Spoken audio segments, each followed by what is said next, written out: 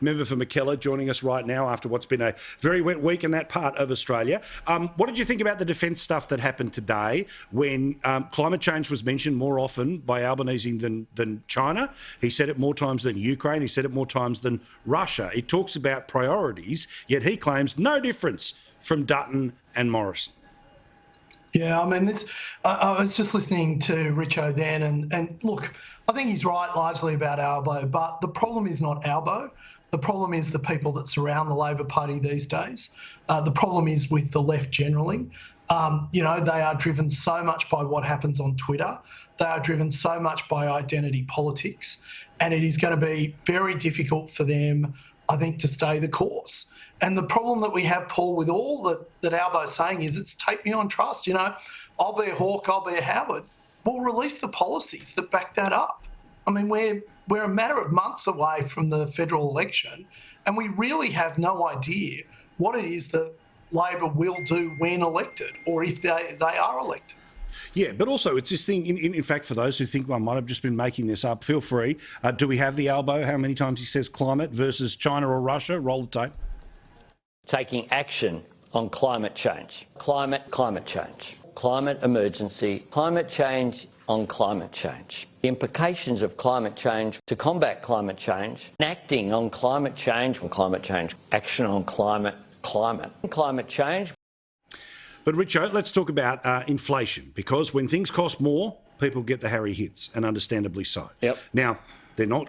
I've never heard that expression. I'm impressed by that. Well, you like it that it's a slight pullback from what I would normally say. I know that. But the thing is, I think it's unfair to blame the government when fuel prices are what feeds through to everything else. But how do you think the mob will actually take the inflation hit that's coming? Badly. They always do. And whether it's the wrong thing to do or not, there's no doubt the punters will always blame governments on petrol.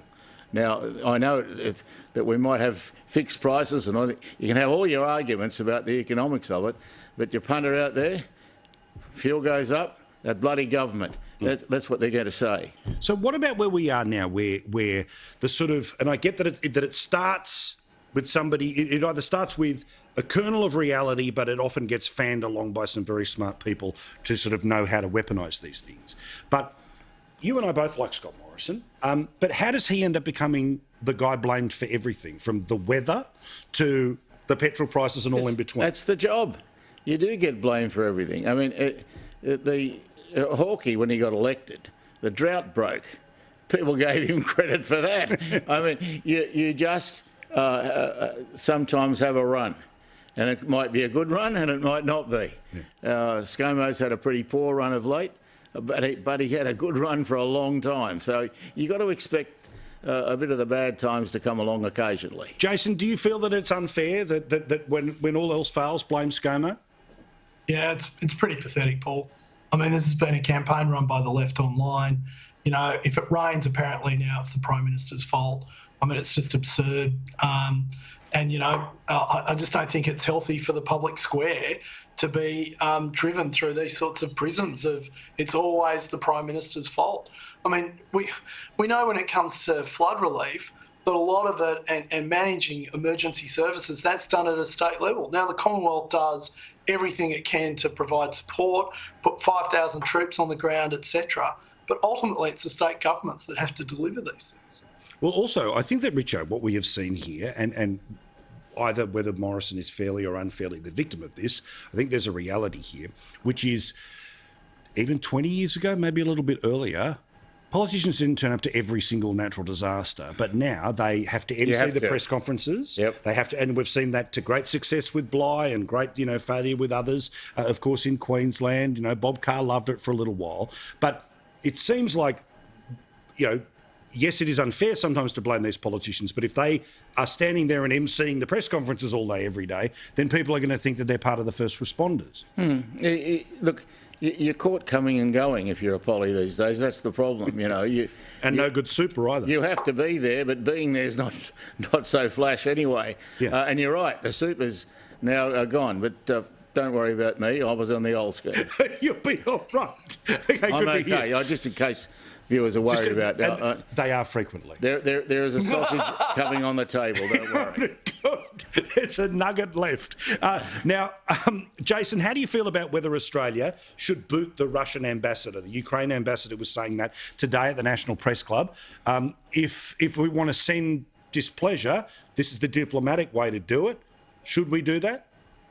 No, I don't think so, Paul. I think what we should do is just work with our allies and our partners to make sure we kind of have a force multiplier effect here.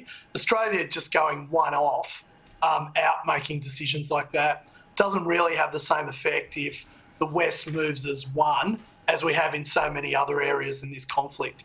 It really has a profound impact on Russia.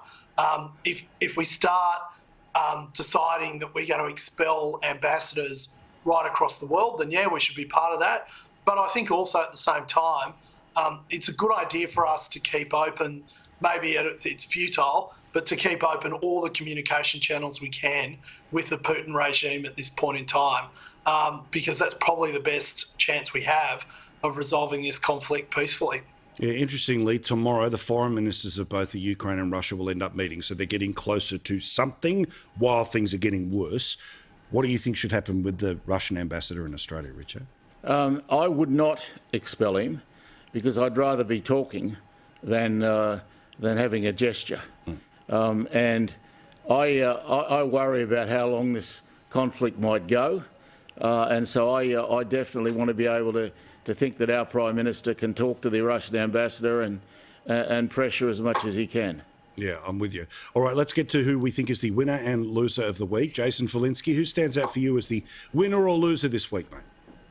Probably a good question. But I think this week the real winners have been the volunteers in the emergency services responses, especially in my area.